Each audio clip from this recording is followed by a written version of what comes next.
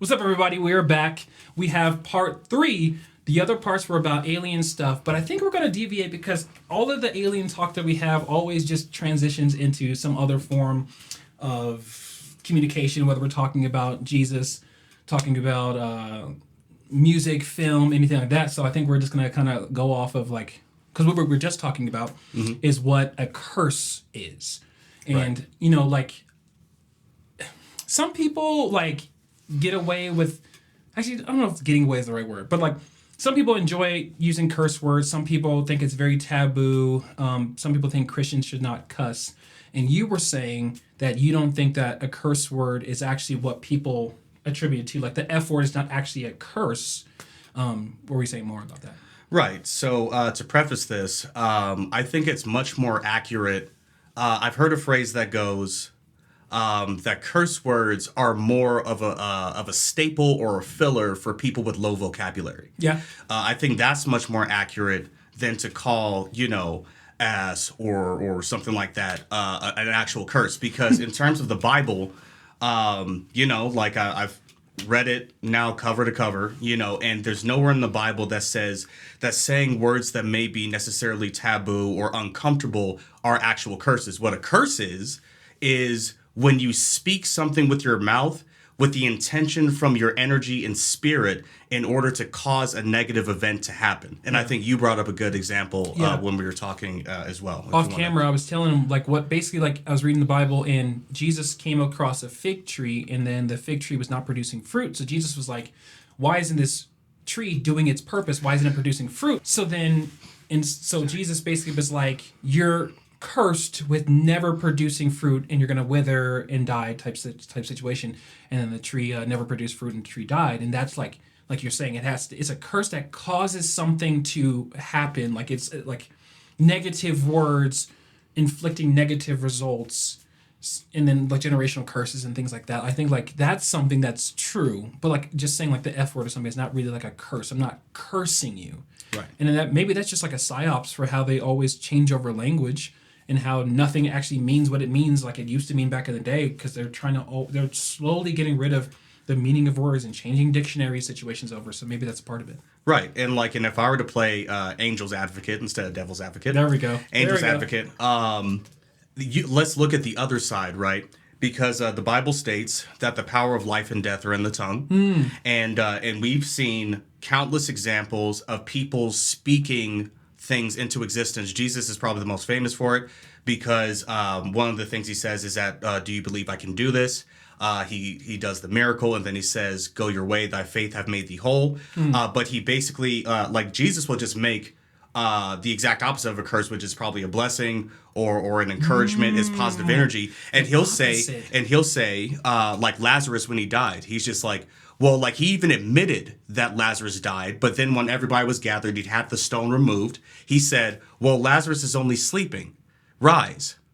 And so he used the exact opposite form of what a curse is, which is the affirmative, to have a positive event happen with the combination of faith of the entire room of people who are around this person who they just thought was dead. I love how you said that word, because that reminds me the affirming. So that just reminds me, of course, with all the situation about gender affirmations and your daily affirmations and mantras. We're in a society where, unless you're in the in crowd or the in type of structure, they try to make words in practices and religious things a joke, right? But you can tell which things are true and which things are jokes by who adopts them. So saying you have to say that I am a woman, right? You have to affirm it. You have to speak it into existence. You have to use your words, and then it becomes real. Because if everybody is saying it, maybe it does become real.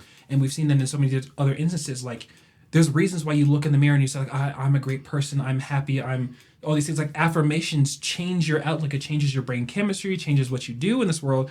So there's something to be said about when people are wanting you to adopt certain practices and phrases that they would have deemed as just conspiracy or hocus pocus. I know the trans community for sure, things like Christian practices are smoke and mirrors and hocus pocus, and Jesus didn't rise from the dead, and you can't do things, blah, blah, blah. But then they adopt all the practices, they just spin it around, right? So I think that's very fascinating whenever you're looking at the breakdown of how someone is trying to make their point, get their point across. Right. Yes. And so two examples came to mind from what you're talking about. The first one is the use of words to basically manipulate the way that people think. So the first one is the term conspiracy theorist, which was a term that was coined in order to shut down people finding out top secret information from the government. So like when they started doing experiments with their own experimental craft, which some of the original UFOs were just experimental craft, and they probably still are. They used the term conspiracy theorist as a blanket term, like they put it on all the news stations, all the newspapers, all that stuff, in order to discredit people immediately. And now, even to this day, 50 years, 60 years later, conspiracy theorist is a scarlet letter in order to label you as a kook. Now the conspiracy theorists are being vindicated. Second example.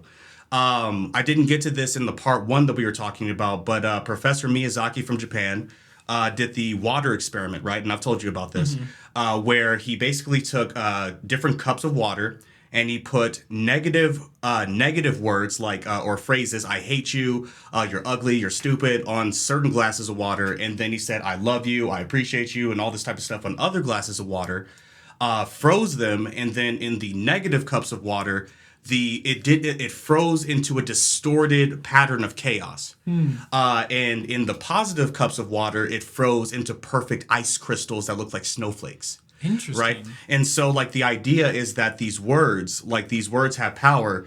It's we're made up of over 70% water. So the things that you tell yourself are literally affecting the way that your body functions, not just the way that you think about yourself, but it literally has a physical effect on your actual physical form, right? And so conversely, that's where the term curse comes from. If you're putting actual negative energy in words that they can hear and feel from your emotional conviction, then you are technically impacting their health on a micro level right there, and vice versa. Positive words and affirmation. Think about how long you've gone without a single compliment, and then just one compliment literally just reinvigorates you just like that, right? You know, so like and I think that everybody's had that experience, but yeah, go ahead. That reminds me of a couple things. First of all, I'm a proud conspiracy theorist, always have been. Yeah. And I was down this TikTok rabbit hole, and this guy was saying that he was studying records in the 80s and in the 90s and things like that, because he said that when AC/DC and all these other bands, I don't know if it's AC/DC specifically, but I don't care, were coming out, all these kids were saying if you play the record backwards, you hear like demonic stuff. So there was a... Oh, yeah. We're going. I got you. He was hearing demonic stuff. And then he was like, what? This is not true. This has to be doctored, whatever. So he went out, bought it, turned it around, and it was saying some demonic stuff. It was saying some, like, he said it was fully formed, fully coherent sentences. So he was like, I wonder if they're just doing this in their music. So he went out to hear other albums, and he said on almost every album he's ever heard, if you spin it backwards, somewhere in it has a coherent sentence saying something. And then he started researching deeper, and he started doing it. Okay, well, if it's just, he's like, it's not music that's doing it. It's actually the way that you speak. So he started recording long 40-minute lectures, and then he would play his own words backwards. And then he said that he would hear fully coherent sentences. He says that his hypothesis, and I'll remember the name at some point. If I have time, I'll link it. But he was saying his hypothesis is that humans always have two forms of communication verbally, not just in your body language. He was saying that, and that's why somebody could be saying something and you get the heebie-jeebies all of a sudden, like, and you get nervous because, like, it's not just you sensing their dishonesty, it's like you're actually hearing what they're not saying, right? So that's why intention is such a powerful tool in everything that you do. And if you're a musician of any sense, you know this for sure, that your intention, your emotions, your emoting behind everything that you do tells the story more than your talent. Like sometimes if you like, obviously there's technically perfect singers, but if you are singing it, like you were telling me, with more intention and more desire and thought process behind, maybe you are communicating something else behind that. And I think that that's something fascinating to think about. Right. So in terms of intention, I think there really is something to that, because, you know, just like what you were saying, there's a subtext, like in in any idea that you're trying to put forward, there's going to be a subtext of like who you are and how you're feeling, right? Because even if I were to make a statement, like a bland statement, it's like Christ is king, but if that Christ was king was in the middle of a context, then the subtext of that context is actually more important than just saying Christ is king. Because if I expand the sentence and say, well, what do you want me to say? Christ is king. Like just adding like adding a couple other words, different energy, different inflection, different intention can completely change a message, which is like, we see that with sound bites all the time, people being taken out of context, right? Mm-hmm. But then I think there's also something to what you're saying. Actually, that reminds me of something. So I did some research years and years ago, and apparently Hebrew and Aramaic are actually closer in terms of the waveform generated from your mind, closer as a language to how your mind actually produces sound in language. Really? And did you know the exact opposite of that is? English? English. Yeah. English is the exact opposite as Hebrew. So then you get into the idea of especially with intention, about how a lot of musical artists, like, they talk about like signing your name in blood. There are people who are talking about like, drill rap, where it was all around like King Von and like basically just murder, and apparently even some of them, they did like rituals, right? So this happened with a lot of rock songs. They would have to actually perform a legitimate ritual over the album before it was made. And then there's even a select form that they call witch speak, where you're only allowed to use very specific words and then put them together in different combinations, because if you use these words, once again, play it backwards, you get very specific ideas, right? So there's the intention with human sacrifice, which is why a lot of people feel like some people wind up dying as a sacrifice to the music community and all that type of stuff in order for one person's fame to excel and all type of stuff. But then you have the secondary layer where like maybe a lot of people aren't as aware of this and aren't like actually using it.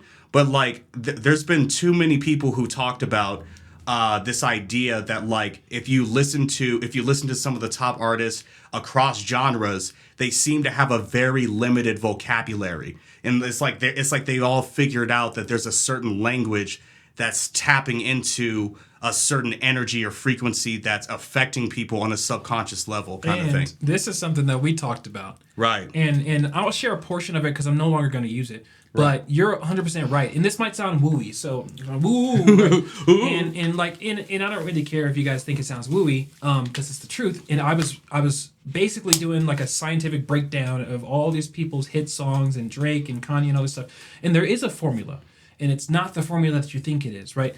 A lot of it has to do with how they throw their voice around. A lot of it has to do with the drum kind of pattern behind certain words and keep it interesting, like. I won't get into it too much because I'm not gonna use it, but in terms of the formula, the limited vocabulary, there is a true formula, and I think on top of that, whether you believe the formula or not, you know that once you get into the industry, your look changes. And I think that if you're somebody who is new to like what we're talking about, you're not gonna know. You might think this is dumb, you might think we're whatever. But if you're somebody who has been after life in Hollywood or life in music or life to a certain degree, you've seen it in real time happen. Like Miley Cyrus does not look like Miley Cyrus anymore. Like the girl from The Menu does not look like her from Menu. Obviously Nicole Kidman does not look like Nicole Kidman anymore. Like there's a look that happens over time whenever you're in that place, and it's not just plastic surgery. It's people who have not, right? There's certain things that, first of all, like when I was new, I was thinking that it was just like the constant lying, I thought, drained you and took your color away and sunk your cheeks in and did all this other stuff. But now that I'm kind of like, way closer to Jesus, praying and thinking about these things to a degree that I wasn't before, it really feels like it's just like these rituals, obviously the lying and stuff like that, but it's like a whole invitation that you're letting this industry do. I'm not articulating my words correctly. It's almost like a minor form of possession that you're like allowing yourself to be opened up to. So if music is the words of the soul, and you're not singing your own words, who are you inviting in? If you are an actor and you are saying the words on a page, and there's that whole thing about how your body doesn't know when you're joking, yet you keep putting yourself in these weird situations that, like, movies are highlight reels and movies are like reality turned up to 12, but you're constantly doing it. What does that really do to your physiology? Like, what does it do to your body? What does it do to your mind? And I'm qualified to talk about it. I've been in like 40 different musicals and stuff like that. So I think that there's always something weird, especially when they tack on the sin, they tack on the stress, they tack on the you have to do this or you won't survive. Like, we control your check, you'll never work in this town again type of things. I think that exasperates what it is. And I think that I think there's a whole method when it comes to, I know for sure there's a whole entire method when it comes to bringing someone into the fold and who gets to stay and who has to go. And a lot of it has to do with what you're willing to do, of course, but in terms of just like how it makes you look, I think that that's very noticeable, and I think it plays a huge role in what we're talking about in terms of like words you say versus words you can't say, how you stand versus how you don't stand. Like, do you wear the dress or do you not wear the dress? Things like that. I think it's a lot deeper than just straight up, are you going to wear the dress? Now you're not a man. It's like, no, what did you invite in when you did this? When you said these lines in a new Tom Cruise movie, what did that do for you in your home life? Things like that. Right. And to your point, like, it reminded me of anybody who knows anything about Star Wars knows that the longer and more that you entertain the dark side, it actually starts to have a physical reaction to your body. Ooh. You know, like kind of like Emperor Palpatine. Yeah. Or a better one would be Anakin Skywalker. When he was still young, he wasn't burnt up yet. He starts killing all the younglings, and then he goes and kills. Why are you laughing at that? Because it's just funny. He's like, kill all of the younglings. Yeah. But then he goes and kills the separatist, and like he was fully into it. Yeah. And then they show one scene where he looks at the camera, his eyes are like yellow and red. And like in the video game show this really well as well. Like, you have like a dark side corruption meter, your skin will start to turn gray. Yeah. That game's so good. Yeah. Oh, I still play it. So good. I still play it. Like, and then another thing, when it comes to, because I had the same idea too, right? Is that the weight of what you now have to become starts to take a toll on your mind, and I think there is still a factor of that. You know, like even the presidency has that. Like, everybody ages except for Trump. You know, like this is par for the course for him apparently. But like Obama aged 20 years easy. Yeah. Like, I think that the reality of the situation, once you start to find things out about what it actually means to be a public figure, and not just any public figure, a star, somebody who has the full might of Hollywood behind them, or the music industry, and things like that. And my thing to anybody who doesn't believe this type of stuff is, why is it that you can get a PhD in music psychology, right? So like, our subconscious minds are based off of repetition. And so like, there's a particular formula, not just with the amount of times that you hear an idea, but the amount of times that you hear certain ideas tuned to certain frequencies at specific moments as well. Things that spike your dopamine, then drop them back down, empty space.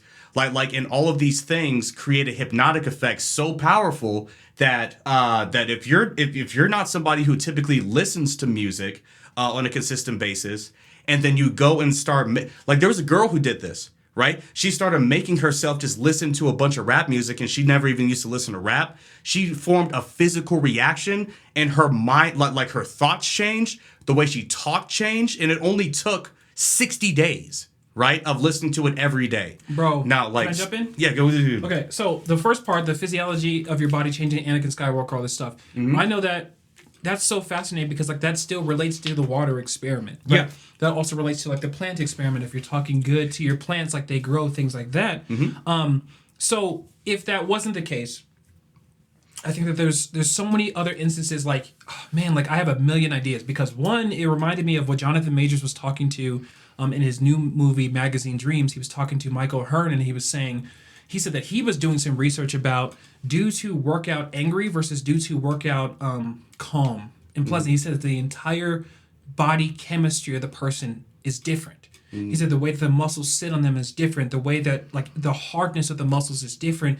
The angrier you work out versus how soft you work out. But like Arnold Schwarzenegger worked out with joy. Excuse me. He worked out very joyfully, and he wasn't an angry lifter. But there's other people who are angry lifters and their bodies did not look as good. So I think that there's definitely something to that in terms of that. But when you were talking about the frequencies, I know I also watched an interview where Kanye was talking about that, and he said that his 808s are tuned to the frequency of sex, his hi-hats. So it's supposed to make you lustful and aroused and things like that, even though he's not singing about that. So there's all sorts of weird stuff behind the music that we have no idea about, but there's people who are engineers in that world, so they're doing stuff without you knowing it. So maybe like when he's doing his when he's doing his Jesus Walks album, he's not singing about Jesus. Even if his words are saying Jesus, the instrumentation behind it is screaming it's not. Right? So I think that that's something to really consider, especially if you're looking at any type of music, looking at any type of beyond surface level type of thought process and navigate this world with more clarity. Nothing is what you think it is. Yeah, I agree. And like, so Jesus Walks is a good example because whenever I think about it, I get more of the feeling and energy of I'm going to war. Like it's not even really necessarily about Jesus. Like it's like God give me strength because the devil kind of trying to bring me down. But like the music behind it, like it's very and then it has like the drums like old drummer boys back in war. Like a drum line kind of beat, right? So it has like boom, boom, boom, boom, boom, boom, boom. So it's multiple things. Like it makes me feel it makes me think about the army almost, right? So did you have more? Yeah. Like there was that. Well, I forgot that point. So just go ahead. Yeah. Like I think that like I'm not in the business anymore of praising things that are not good. But I do think that is fascinating that somebody would sit at a table and be able to put together all those ideas and make it flow into the way in creating a Jesus Walks. Because the song, like, I'm anti saying bad things are good, so I'm not going to say that the song is good. But the song is very creative and it's well done and it sold a lot, right? But when your other point about listening to rap music and having physiological change, physiological change. Mental changes in the way you speak. Like it can change the way you look. Like that's something that happened to me this year, 100% this year, hand to God. So I say this in all of my podcasts that God told me to stop listening to Drake's music in January. Didn't say why, didn't say for how long. He said just like because he had already told me like stop posting about your real estate. Don't post on social media for 30 days, and that was back in December. And then in January, he was like, okay, so you did that faithfully, and you've been doing your vlogs, and you've been doing these videos faithfully, which he asked me to do these podcasts. And he was like, okay, can you also stop listening to Drake? And I was like, man, what you mean stop listening to Drake? Like Drake was my favorite artist of all time. I thought he was the most talented, the best, whatever. But after about 60 days, I started listening to him again because I was like, God, like, do you mean like forever? Let me just test again. And it was like everything about what I liked about it was gone. Like I feel like I was in like a hypnosis when it comes to how good he was. I'm listening to it again. I'm like, oh, the Sonics is not there anymore. Like whatever I was hearing that I was like in love with and praising, like it wasn't there anymore. And then I know that like my gym workouts have changed and just the music I enjoy has changed. Just not listening to rap music anymore. I'm like, it's very different. I don't know if like my body has changed or whatever. I'll have to relook at some of my videos, but maybe it has. So yeah, I think you're right. Like, and it honestly, like, I'm glad that you told me that about Arnold Schwarzenegger because like I don't even really listen to music when I'm at the gym. I'm like listening to either comedy or like podcasts and stuff like that. But like I'm completely emotionally neutral. Like whenever I'm at the gym, like I'm not trying to like fight my demons there. I mean, like sometimes like if you're doing super hard cardio, it feels like you're fighting a demon. Like because I'm on the Stairmaster, I'm just like. But other than that, yeah, no. Like it's I keep myself completely neutral, and I don't know if that makes a difference in how my body's shaped or whatever. I wouldn't say neutral is your best way either. I would say you have to pick one. Well, yeah, like, I mean, it leans towards the funny side. Like, you know, I was listening to Corey Holcomb, you know, while I was at the gym, you know, like, I'm, like, laughing in between sets type of thing. Yeah. You know, so, like... But it's also, like, joy in the activity, not just, like, a space of joy. Like, am I working... Like, obviously you're facing your demons, you're like, oh, I just got broken up with, whatever. But you're also looking at your muscles, trying to make them harder with intention because of that. Like I started lifting to get females, and because I was upset that I was not getting female attention, I was like, one day, one day, and then like, so I definitely worked out angry my entire life for sure, and then I've just recently stopped working out angry. But I would say if you're gonna adopt that, definitely find some joy in it. Like, oh man, I'm so glad that like God gave me working arms. I'm so glad my legs work and I can leg press 600 or 700 that you were doing, and things like that. I think that's. Well, I do that too. Yeah. Like, I mean, it took me a while to get there, but like after a while of like just being consistent with it, I was just like, okay, like, and then the positive reinforcement starts to keep going, because there was absolutely a period when I first started. That's how I actually got into started getting so good at b-boying, was because I realized it was an outlet for all of the negative emotions that I was keeping inside. And then like, so everybody would always just be like, man, like when I talk to you, you're like the nicest, most like down to earth, cool, happy person. And then as soon as you get onto the dance floor, you're like a monster. And I'm just like, yeah, bro. I mean, they're both there. You know what I mean? But I didn't have much of an outlet. And I feel like it did lead to high amounts of success, but like I'm not b-boying today. So it's like you have to try to find different ways to outlet that negative energy, because it does exist. It can dissipate, but it's not like it just disappears completely. And that's what leads us back to the Bible, right? Is because the idea of affirmations and talking positively about yourself, that's a lesson that has been difficult for me because I tend to be overly critical. But the more you do it, the more energy you have, the more reserves you have, the more opportunities you're able to see. Because if you're overly critical of yourself, then looking at your shortcomings blinds you from the fact that if you take a step back, it's like you're not necessarily in a race, but it feels like one. And that's why you're being so hard on yourself, because you still feel like you're in competition. Do you know what I mean? And like, because otherwise, like if you were just saying, I'm doing the best I can, and you really believed it, then what's the reason to be so critical? Because because every person, no person comes out the womb walking. You stumble, you crawl, and then you stumble and fall and stumble and fall and stumble and fall constantly until one day you catch a step, right? And like now, if you gave yourself that type of platitude with everything, then you wouldn't worry about anything, because you're like, oh yeah, it's fine. I know I'm just going to keep making mistakes until I win. Like that's it. And that reminds me of the point that we made earlier about how our entire situation, or would you say like your brain chemistry, is all about repetition? What did you say? Oh, the subconscious mind and the unconscious mind are almost all about repetition. That's literally the human experience is all a loop. It's all repetition, because and then that's when we have the people that we consider the greats, is because they just got out the loop a little bit. They just pushed it forward a little bit. And that's really all I think that we're called to do, because everything, but we're supposed to push it forward for God, right? For Jesus himself, to bring more people over. Because if you think about it, we all have to eat every single day. We all poop every single day. We all use the restroom every single day. We all have to walk. Our bodies are made to move. So we're supposed to do some type of movement. But in terms of what we can do, we have to learn new skills. You have to do it repeatedly. So our entire existence is repetitive. The sun comes up and then goes down, and guess what it does tomorrow? The same thing. So if you look at it from that point of view, anything that you are repeatedly doing to your body will have a positive or negative effect, which is why they always say win the day, because you have to do it every single day. There is no staying stagnant. You're losing or you're winning. And I think that that's where these self-help gurus find a loophole in it, because although they're 90% right a lot of the time, that 10% that they have leeway with is the sin that they tell you to do. They'll say, though, in terms of how a man should, what they call it, 1% or high value man.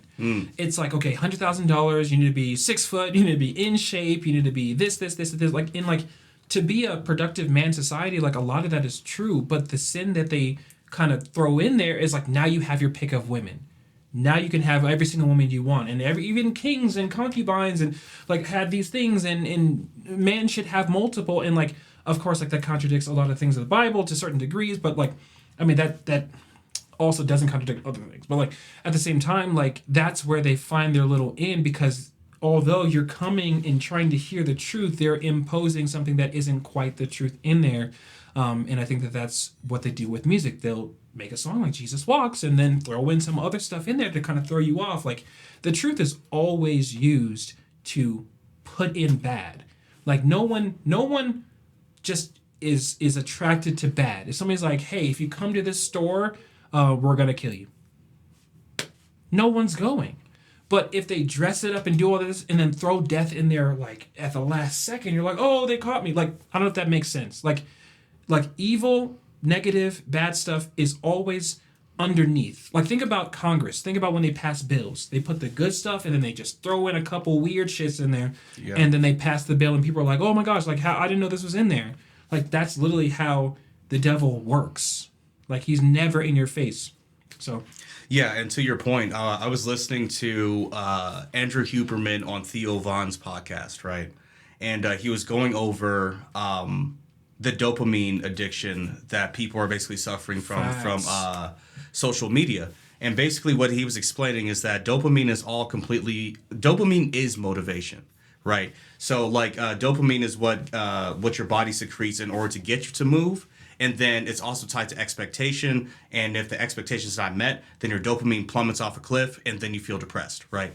And so to your point, what's happening with music, with like these, motivational speakers and things like that, the reason, and even some really bad pastors, like that just understand the game. You know what I mean? Like, what you're selling, like, is dopamine. Like it's a rush, an anticipation of something that you think is going to make you feel good, and they keep you in this box of, well, at some point, as long as you do this, and that, you're going to get that. And if for some reason it doesn't work out, well, it's because you were missing this right here. And they never give you the full story because they need you to keep getting dopamine hits from their daily post or their program, their step-by-step thing. But in reality, the reason why they're so successful is because they're dopamine merchants. They're selling hope. They're selling expectation, and they're selling, like you said, the attachment of hedonistic ideas to the dopamine, right? So, like, that's why, like, Facebook is so dangerous, but it works, is because, like, and they even had to change their color scheme. Yeah. Well, like, I mean, it's still a choice. You can still have white, but white and blue actually trigger your subconscious mind, right? It goes straight to the subconscious, and so what's happening is they also ramp up the confrontation aspect. So, like, you can be addicted to the cortisol and adrenaline that's coming out. So you scroll, see something you don't like, and then you get a hit of it. But then you scroll again, and then you see big booty chicks, and then it's like, and then you scroll again, it's an ad. I don't care about that. But, like, so you go past the ad to get back to your new hit of something negative or something sexual, and then it just keeps going, and then you just keep going through this dopamine up and down constantly, and then all of a sudden 3 hours has gone by. Yep. Right. And so that's really so that is interesting what you say. Like, because I was just thinking about that the other day, because I was like, okay,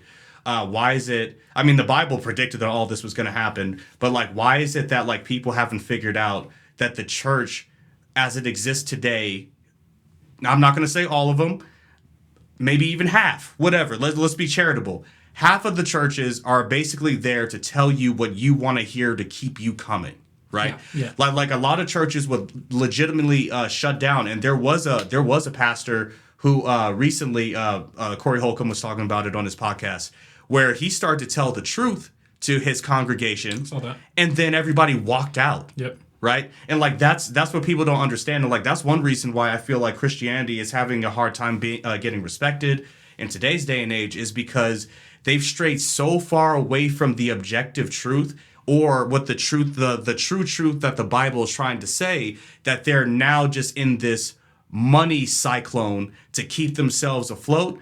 And so they have to try to package the next verse in a way where their congregation is going to be like, man, he said what I was thinking. He said what I was wanting.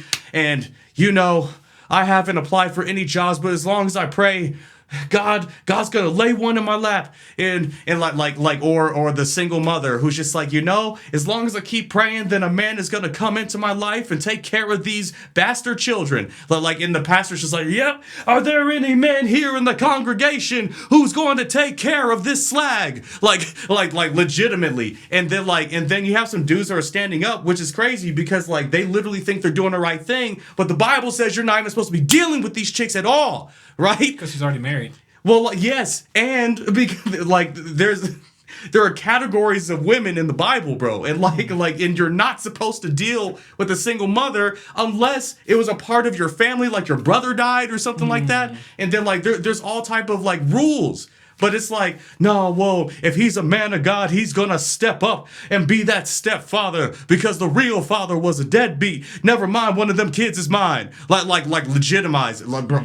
Man, it's so wild. But at the end of the day, they can do that type of thing because they have people off of their sexual desires, their greed, all of their sins that are tied into their feel-good hormones, their dopamine, and they just throw out just little splashes, just enough to get you to come back the next week, and then little splashes, just enough to get, and that's what music does, that's what movies do, that's what social media does, that's what the news does, especially the news. That's what all of these things are doing. The game in 2025, and probably for the last 20 years, has been, especially since social media, but probably even longer, is dopamine. The control, you can control the masses with dopamine, the feel-good chemical, and it's crazy because it's such a simple thing that people just they overlook it because you don't think it's dangerous for you to be on your phone. And this is why I can't be on social media that much anymore. It's because as soon as I open it up, Instagram, I only open up once every couple weeks because as soon as it's a giant booty, I'm just trying to get past it to see. It's okay, so Trump signed this executive order and more titties. It's literally, if you go to the Explorer page, it's 99% just twerking chicks, bro. And I'm just I think it's definitely reminiscent of the Christian side is definitely reminiscent of a fortune teller who or somebody who's a medium who's I see a man in slacks. And you're my grandpa wore slacks and a white button-up shirt, right? It's kind of reminiscent of that. Too. So they're doing the motivational side mixed with some fortune-telling side, which gets people coming back thinking that they're solving their problems, but they're really not saying anything with directness. They're saying money is coming to someone in this audience soon. I feel the spirit, and I'm absolutely heard that. And I'm I might be getting paid on Friday, and I'm oh, look at it. But that don't misunderstand. Everything is for the glory of God. So I will be on Friday saying thank you, God. But in terms of the structure of how they attach to people's dopamine receptors and things like that, I think is something at least to consider, especially when you're not actually hearing the word of God, but you have to know the word of God to do it. But there are certified teachers of the word, because not everybody can pick up a Bible and interpret it perfectly. There's all sorts of weird stuff when it comes to that. So how do you know you found a true teacher of the word of God? What would you say? I actually would have to spend time, hearing their lessons, hearing their context, get their credentials, have a conversation. They need to have credentials. Well, to an extent, if they're going to be a teacher, you know what I mean, then they're going to need credentials. Okay, how long have you been studying the Bible? You don't necessarily have to go to a college or anything like that, because some people grew up in the church and they've been raised around the Bible. They did the research themselves. There are people in apologetics like that, who didn't even necessarily get a degree. You know what I mean? A degree can help to legitimize for yourself or for some outside source to give you said credibility. Yeah. But the true credibility comes from your actions and how you speak, how you live, and then you can normally tell because you'll get into a conversation with somebody. And then it'll be a verse that you know very well, but then they have a secondary idea on it that multiplies the effectiveness of said verse, and you can tell that they know what they're talking about. And then also in the inverse, you also can know a verse very well and then see somebody kind of manipulate it in a way that delegitimizes it. Oh, go ahead. Cherry picking. Yeah. No, I'm disagreeing. Mm-hmm. Yeah, I think that there's so many different, because it's a living word, how you approach it it changes based off of where you're at in your life, what you've done, how you live, how much prayer you have. Like, you could hear a verse 70 times, and then it's completely different the 71st time. Mm-hmm. And I think that that's something to keep in mind whenever you are listening to the word and listening. But I think that a lot of issues come when you have these modern preachers who, and I've heard this in different sermons, where people think that the gospel is old. It's 2,000 years old. Let's dress it up. Let's modernize it. Let's do all these things. I think that that's where we have a lot of this modern nonsense coming from, that who said the word is not good enough. So then when you have a preacher who's attacking sermons in a modern sense, not saying that you can't apply it to modern things, because that's where we live, but if you're twisting it to fit certain modern characteristics, I think that that's when you can definitely raise the red flags and be like, I think I got to walk away from this. Right. Please like, share, and subscribe. And as always, this episode is brought to you by Nutrishop Parker. It is your one-stop shop for high-quality supplements, protein powders, and wellness products that actually deliver.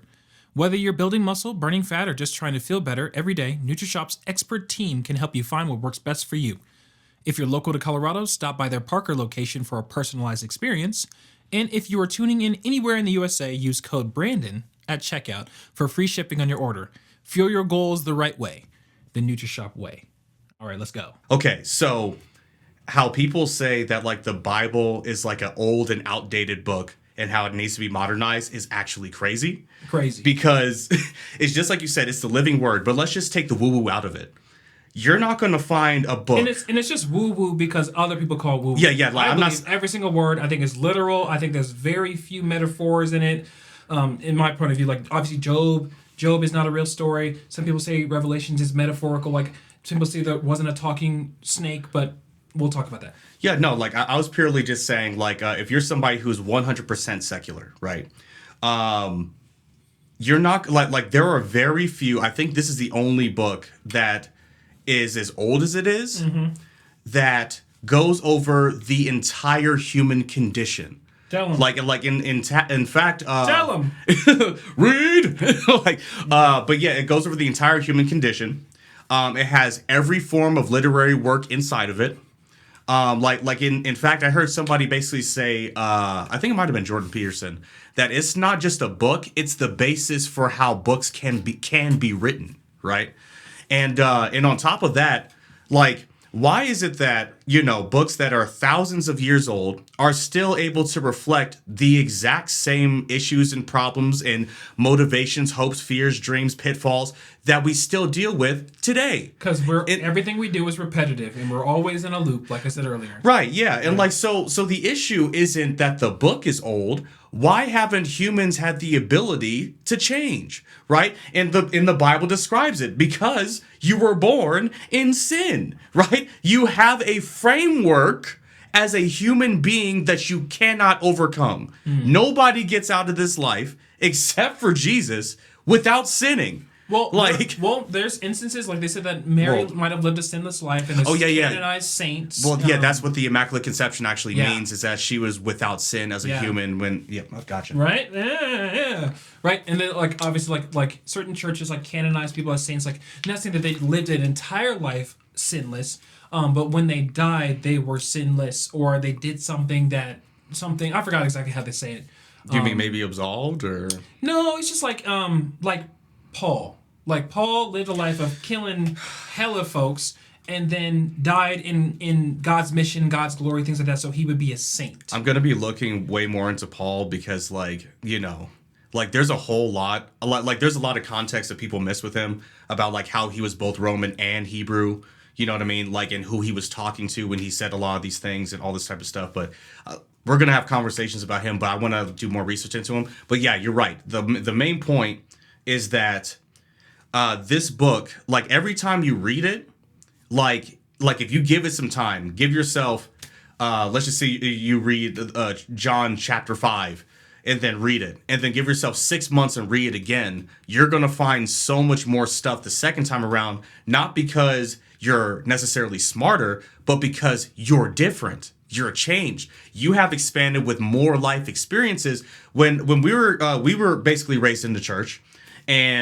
but here was the issue with me, like, was that it was basically just all raw information, right? There wasn't a whole lot of context to what these stories were. It was just stories. And, like, they were just stories. They were information, something you could regurgitate. Mm-hmm.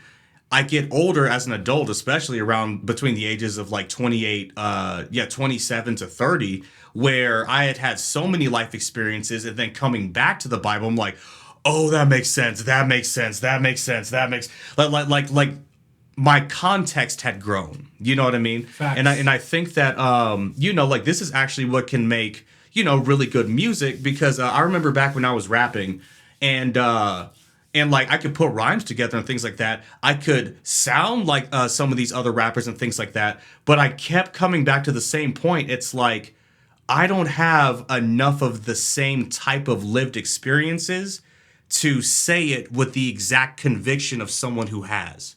Right? Now, some people can act, right? Ludacris is a perfect example. Like he even compartmentalizes Ludacris into its own entity. Like that's not even him. That's a whole different thing. I'm sure he's doing some weird shit behind the scenes. Well, like he said, there's Chris Bridges and then there's Ludacris. I'm sure there but is. Like the Sasha Fierce and all that type of stuff. But but it's compartmentalization. Johnny Depp has said that like he doesn't go back and watch his movies because the guy that's on film is not him, right? Like there's all type of ways that you can probably compartmentalize that, and maybe as an actor that makes you really good.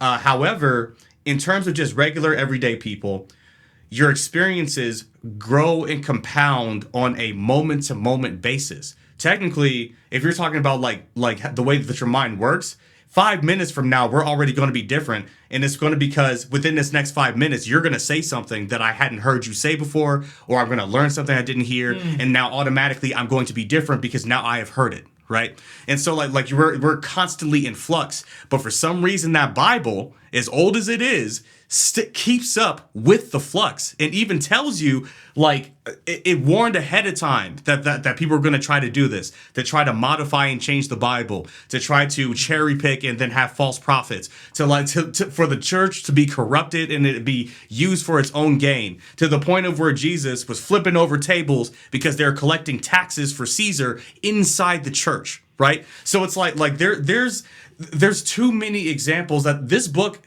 the truths of this book are going to outlive any person watching this. Facts. Any person watching this, I don't care if you're 1 year old, you'll die at 120.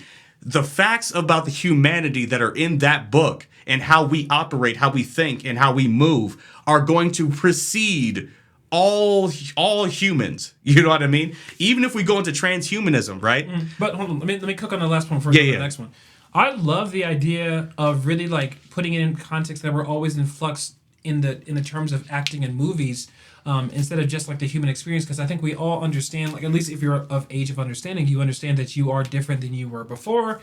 And that was a critique. The small critique was that I was listening to the same artist, like forget it, Trey Songz and Chris Brown. I'm like, how are you still making sex music the same way as when I was in high school? Like bro, like how come you have no depth? How come you have not changed?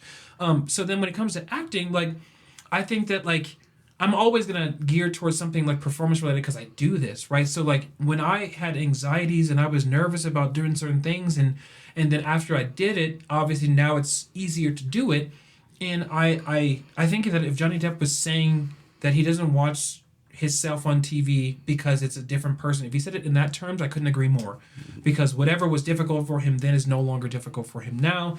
He's grown and expanded, but obviously I think that there's another reason why certain people like that say that.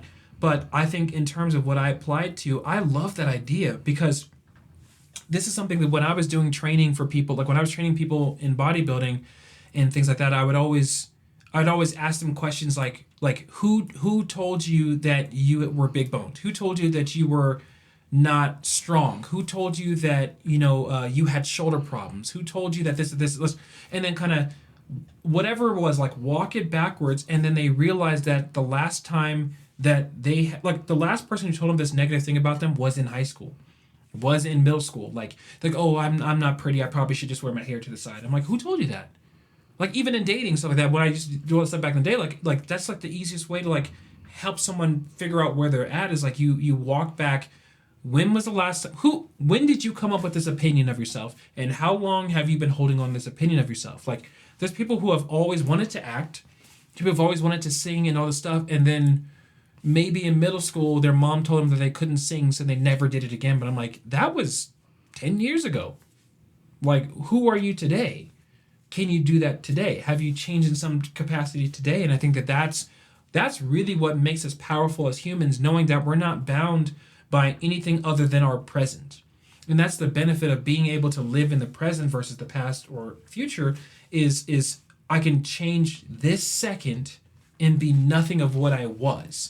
That's something that I truly, truly implement in my day-to-day life today, is that I never say that I can't do something or whatever it is, because I know that I can decide today to be different.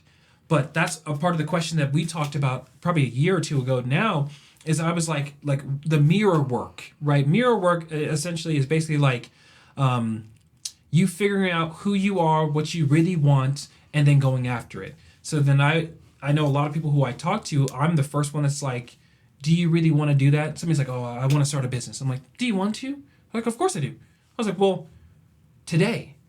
They're like, well, no, in 6 months, like, I got to do this thing. I got to save up money. I got to blah, blah, blah. I'm like, no. That means you don't want it. Because today is the day that you decide that you want it. And then today's the day that action is implemented to become whatever you're trying to be. Like, you can't become tomorrow in 6 months. You become tomorrow today. Does that make sense? Like, people may not know what I'm saying, but like, if you don't do it today, you haven't done it and you won't do it. And it's not in the sense of like the motivational speaker, like you have to get up and try it. Like, it's genuinely from like a standpoint of like, what's it called? Philosophers. Like a philosophy type of standpoint. Like, you have to do it today from a philosophical standpoint. Otherwise, there is no tomorrow, right? Mm-hmm. And you see all these movies that kind of get bits and pieces of what we're talking about, but nothing to the degree of what it truly means to live in the present. And even the Bible says to live in the present. Cast your anxieties elsewhere. Like, Jesus is the cure for anxiety. Peace be with you. Everything is about being here today, right now. So. Yeah, and I really agree with that. Like, especially being like a master procrastinator. Like there's something about like the action of now, right? And that's why they say typically the hardest thing to do is just start. Yeah. And it's because like it's not even necessarily because it's hard. It's because of all of the pitfalls or struggles that you've erected in your own mind around your attachment to who you are as a person that prevents you from having immediate action, because you haven't given yourself the gift of telling yourself that I am a person of action. I'm a person that moves now on something that I want. And like not giving yourself that is literally crippling. And like you've brought up like girls and stuff like that. Like, yeah, that like it's especially true with that, because I think that like approach anxiety kicks in within 3 seconds. So if you don't act within 3 seconds, and chances are you're not even going to try to talk to her, which is insane. Like, so, but now apply that to something else. We live in the information age where everybody has a phone. So even if you didn't have the funding for your business, you said that you want to start a business, so obviously you have an idea, and information is essentially free. Why aren't you at least studying, right? That's the least you can do, and you're moving towards your goal. Yep. Like, because like by the time that you get your funds, you're going to be infinitely more educated on what you actually want, and you may even be making adjustments to your plan before you get the money that may be able to save you money, or maybe expand the idea that you had in the first place. You know what I mean? So I think that, yeah, like it's a good thing to live in the moment, because like I'll give a corny thing. If you have 1 foot in yesterday and 1 foot in tomorrow, you don't have a leg to stand on today. That's facts, though. Right? And with that, we'll say if you've gotten anything from this video, it's 70 different things, right? Right. If you've gotten anything from this video, trust God. You gotten anything from this video, Talk yourself up. Talk yourself up. Start today. And I'm sure we'll be back for a part 4. And it's been real. Marathon, yeah, say that to me, yeah, say that to me, oh, marathon, you can say that to me, yeah, say that, you can say that to me.